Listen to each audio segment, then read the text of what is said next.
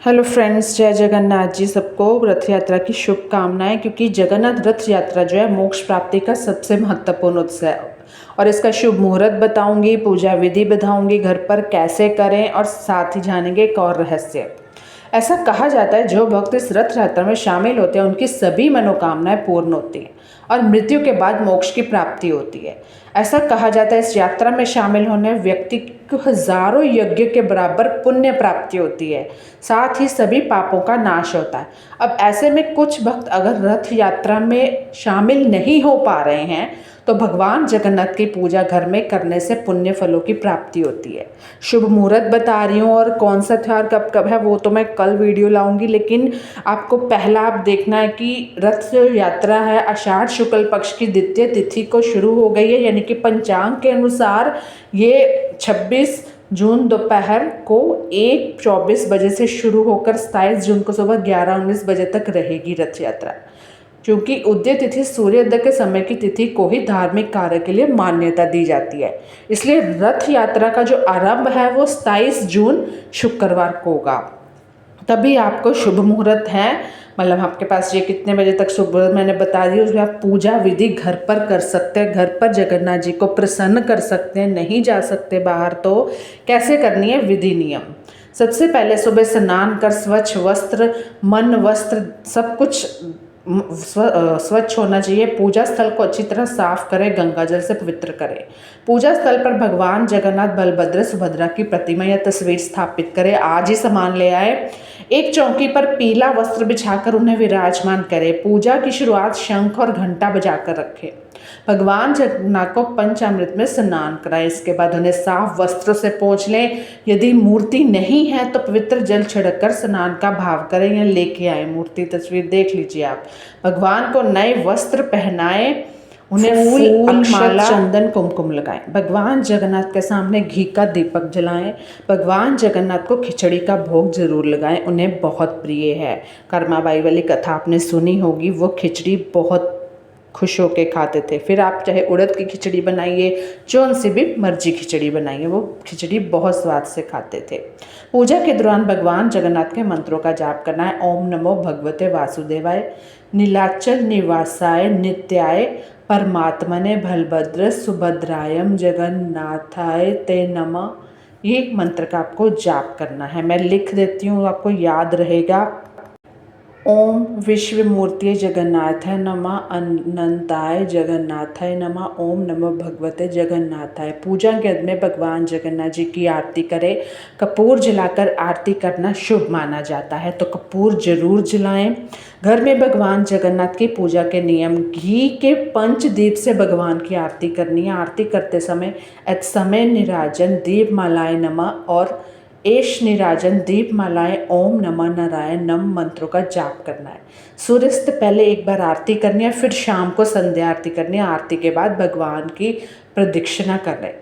यदि आप रथ यात्रा के दिन पूजा कर रहे हैं तो भगवान की रथ यात्रा की छवियों का मनन करें मन में, मतलब उनका ध्यान देखें कि किस तरह रथ यात्रा हो रही है। रथ यात्रा का मानसिक रूप से ध्यान करें, इससे भगवान की कृपा मिलेगी। एक बार फिर से आप मंत्र सुन लीजिए। एच समय निराजन दीपमालाय नमः और एश निराजन दीपमालाय ओम नमः। ठीक है। भगवान जगन्नाथ की पूजा से घर में सकारात्मक ऊर्जा वास और सबकी मनोकामनाएं पूर्ण हो, जिससे घर का माहौल शांत रहे। जगन्नाथ जी कलयुग के देवता माने गए हैं। कल जगन्नाथ जी की कृपा से घर में सुख शांति समृद्धि आए, अन्न धन की कमी नहीं होती।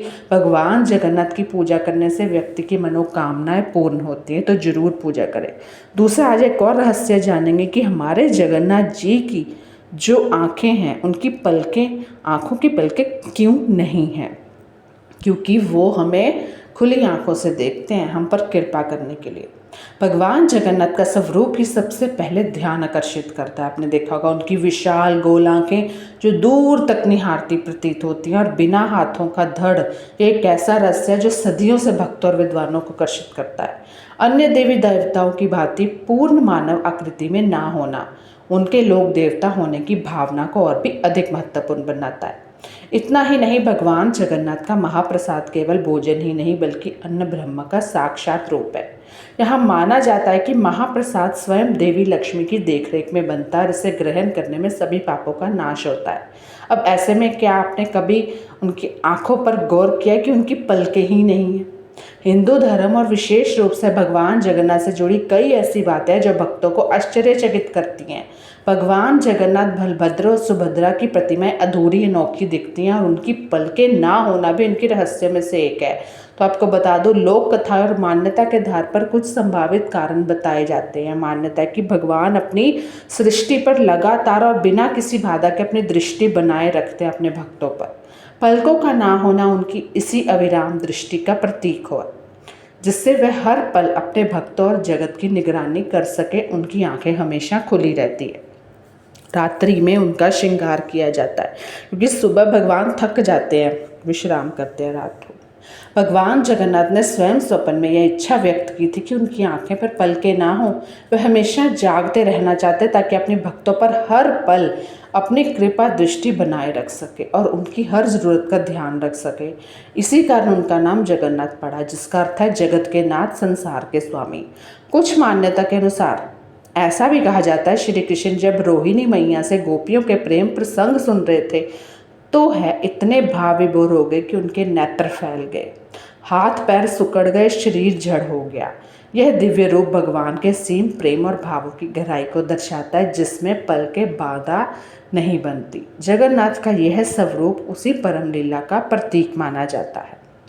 तो ये हमारे जगन्नाथ जी हैं जिनकी कृपा हमें पानी है।